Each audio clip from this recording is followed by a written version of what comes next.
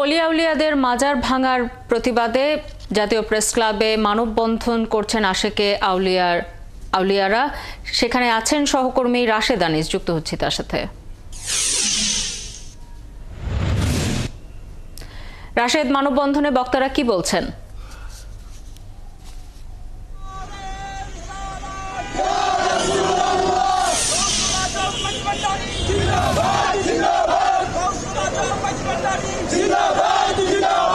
যখন 10:30 তখন কিন্তু আসলে তারা মাজার দেশের বিভিন্ন জায়গায় মাজার ভাঙার প্রতিবাদে কিন্তু আসলে প্রতিবাদ সমাবেশ করেছে প্রেস ক্লাবের সামনে। এখন কিন্তু আসলে তারা একটি মিছিল বের করছে, যেটি আসলে প্রেস ক্লাবের চারপাশ প্রদক্ষিণ করছে।